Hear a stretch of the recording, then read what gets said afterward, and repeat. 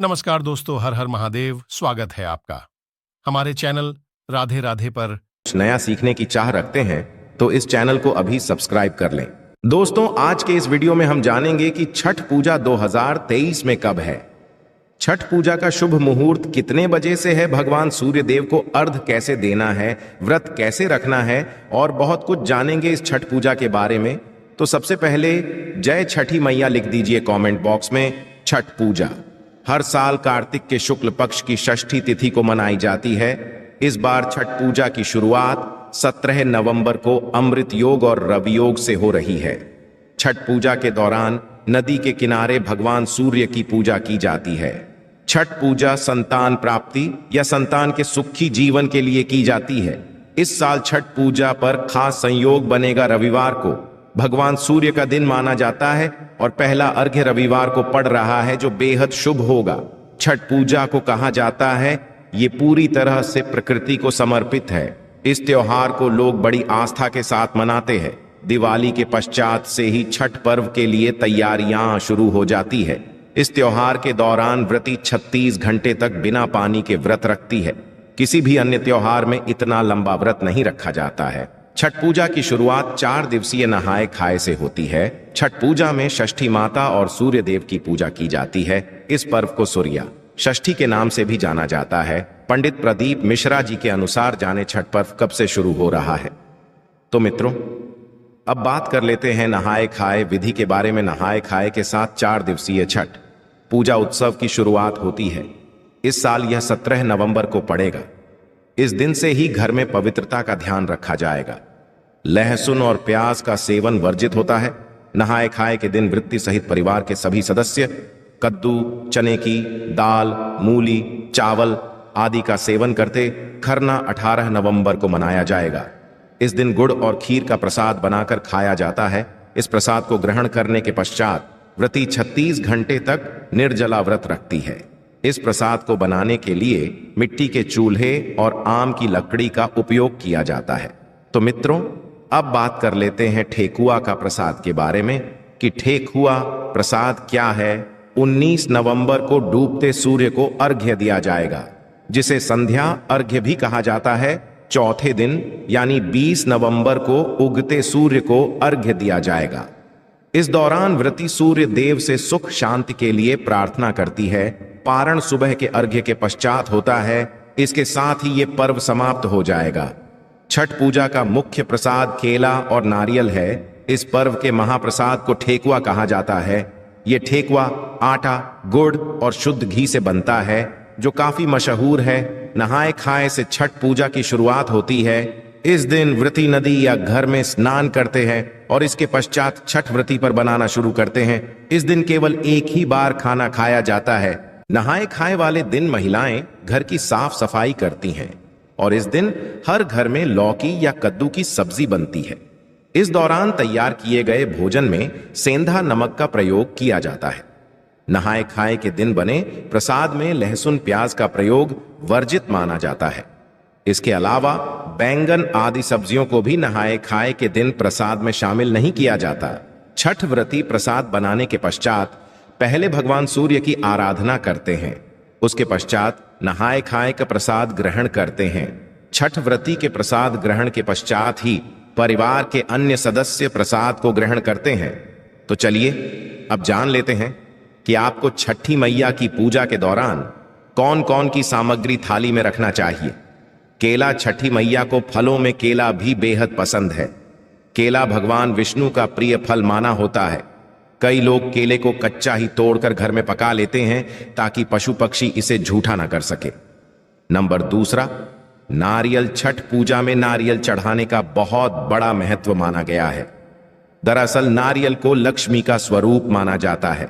इसके अलावा इसे कोई पशु पक्षी भी झूठा नहीं कर सकता है।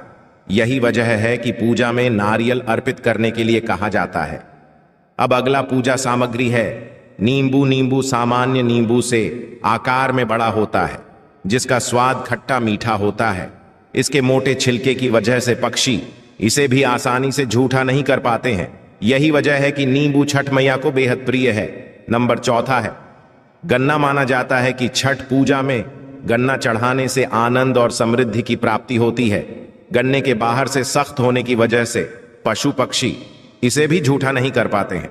यही वजह है कि छठ में ईख से बने गुड़ का प्रसाद चढ़ाने का खास महत्व बताया गया है। नंबर 5वां है सिंघाड़ा। आयुर्वेद में सिंघाड़ा को रोगनाशक, शक्तिवर्धक माना जाता है। इस फल का आवरण भी मोटा होने की वजह से पक्षी इसे झूठा नहीं कर पाते हैं और यही वजह है कि छठ मैया को यह बेहद प्रिय है। सुपारी बाकी फलों की तरह सुपारी भी बाहर से सख्त होती है। इसे देवी लक्ष्मी के प्रभाव से पूजा के लिए बेहद शुभ माना जाता है।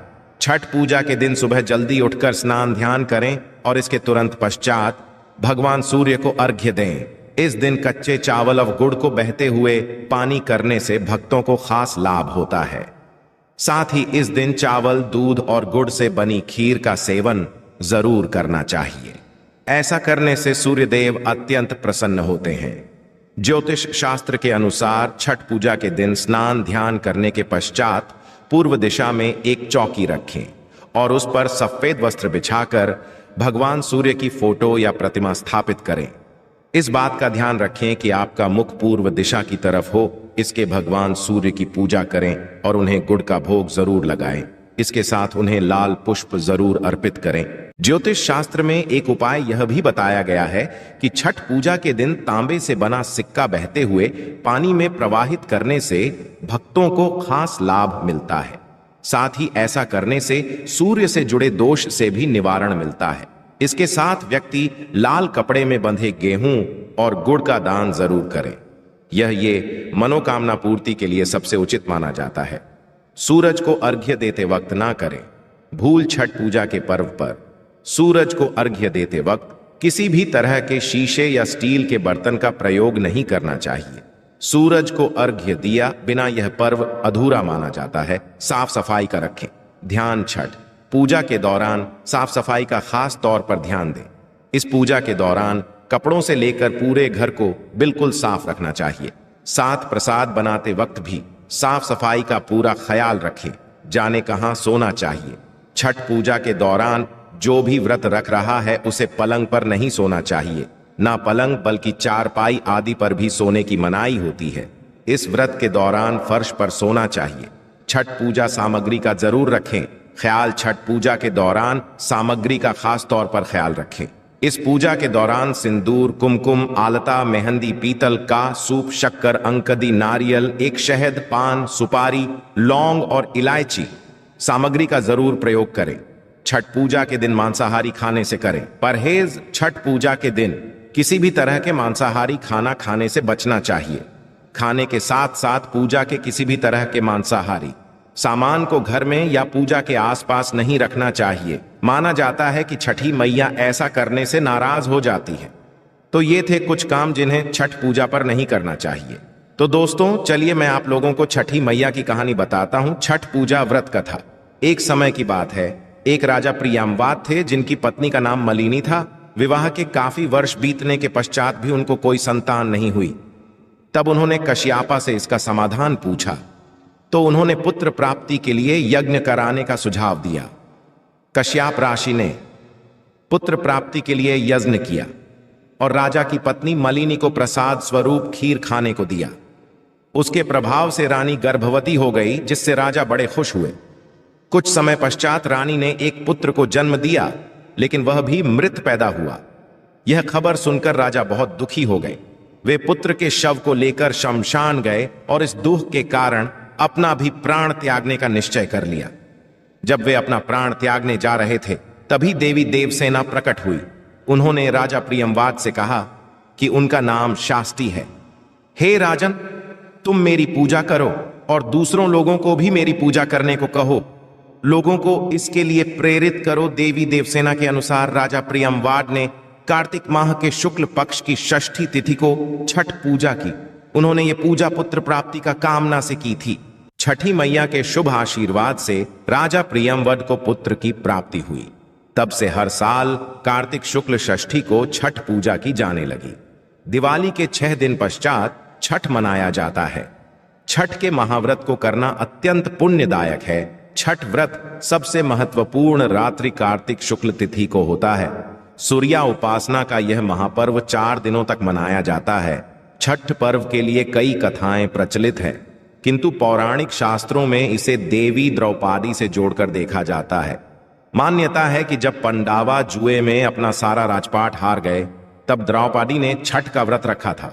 द्रौपदी के व्रत के फल से पांडवों को अपना राजपाट वापस मिल गया था। इसी तरह छठ का व्रत करने से लोगों के घरों में समृद्धि और सुख आता है।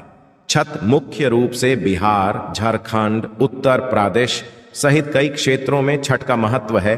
छठ पूजा या सूर्य षष्ठी या छठ व्रत में सूर्या भगवान की पूजा होती है और धरती पर लोगों के सुखी जीवन के लिए सूर्या देव के प्रति आभार व्यक्त किया जाता है। सूर्या देव को ऊर्जा और जीवन शक्ति का देवता माना जाता है, इसलिए छठ पर्व पर समृद्धि के लिए पूजा की जाती है। एक कथा के अनुसार राजा प्रियवद को कोई संतान नहीं थी, तब महर्षि कश्यप ने पुत्रेष्टि यज्ञ करा। उनकी पत्नी मलिनी को यज्ञाहुति के लिए बनाई गई खीर दी, इसके प्रभाव से उन्हें पुत्र हुआ, परंतु वह मृत पैदा हुआ।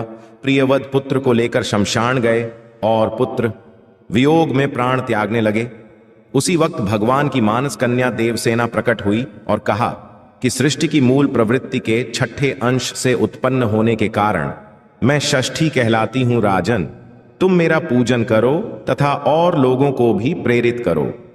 राजा ने इच्छा से देवी सृष्टि का व्रत किया और उन्हें पुत्र रत्न की प्राप्ति हुई। ये पूजा कार्तिक शुक्ल षष्ठी को हुई थी। छठ देवी भगवान सूर्य देव की बहन है, जिनकी पूजा के लिए छठ मनाया जाता है। छठी मैया को प्रसन्न करने के लिए भगवान सूर्य की आराधना की जाती है। छठी मैया का ध्यान करते हुए लोग मां गंगा, यमुना या किसी नदी के किनारे इस पूजा को मनाते हैं। इसमें सूर्या की पूजा अनिवार्य है। साथ ही किसी नदी में दान करना भी इस पर्व में पहले दिन घर की साफ सफाई की जाती है। छठ पर्व पर गांवों में अधिक सफाई देखने को मिलती है। छठ के 4 दिनों तक शुद्ध शाकाहारी भोजन किया जाता है। दूसरे दिन खरना का कार्यक्रम होता है। तीसरे दिन भगवान सूर्य को संध्या अर्घ्य दिया जाता है और चौथे दिन भक्त उदयमान सूर्य को उषा अर्घ्य देते हैं। छठ के दिन अगर कोई व्यक्ति व्रत को करता है तो वह अत्यंत शुभ और मंगलकारी होता है। पूरे और विधि विधान से छठ व्रत करने वाला व्यक्ति सुखी और साधन संपन्न होता है।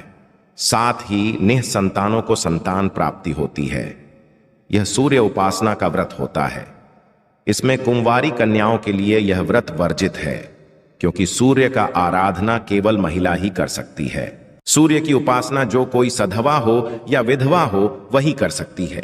हमारे गुरु प्रदीप मिश्रा जी ने बताया कि कुंभारी अवस्था में ही कुंती ने सूर्य उपासना की थी, वह मां बन गई। इस वजह से कुंवारी लड़कियों को सूर्या की उपासना छठ व्रत करना इस समय से वर्जित है। वही वैसे पुरुष जिनका यज्ञ और पवित्र संस्कार हो चुका है, वही सूर्या की उपासना छठ व्रत के दौरान कर सकते हैं, या फिर जो विवाहित पुरुष है वह कर सकते हैं।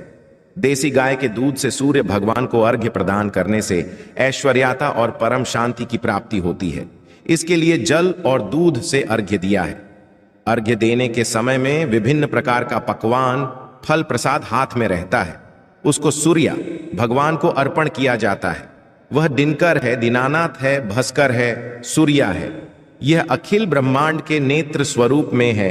उनको प्रसन्न करने के लिए, उनको शीतलता प्रदान करने के लिए जल और गाय दूध का अर्ध दान दिया जाता है। ध्यान रखें, इस बार के छठ पर्व में देसी गाय के दूध का अर्घ्य जरूर प्रदान करें, जिससे कि आपको ऐश्वर्य प्राप्त होंगे, साथ में परम शांति की प्राप्ति होगी। छठ पूजा हर साल कार्तिक माह के शुक्ल पक्ष की षष्ठी तिथि को मनाई जाती है।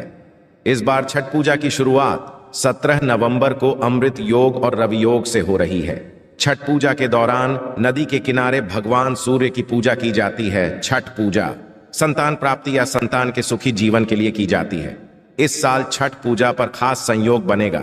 रविवार को भगवान का दिन माना जाता है और पहला अर्घ्य रविवार को पड़ रहा है, जो बेहद शुभ होगा। छठ पूजा को महापर्व कहा जाता है। ये पूरी तरह से प्रकृति को समर्पित है। इस त्योहार को लोग बड़ी आस्था के साथ मनाते हैं। दिवाली के पश्चात से ही छठ पर्व के लिए तैयारियां शुरू हो जाती हैं। इस त्योहार के दौरान व्रती 36 घंटे तक बिना पानी के व्रत रखती है। किसी भी अन्य त्योहार में इतना लंबा व्रत नहीं रखा जाता है। छठ पूजा की शुरुआत 4 दिवसीय नहाय खाए से है।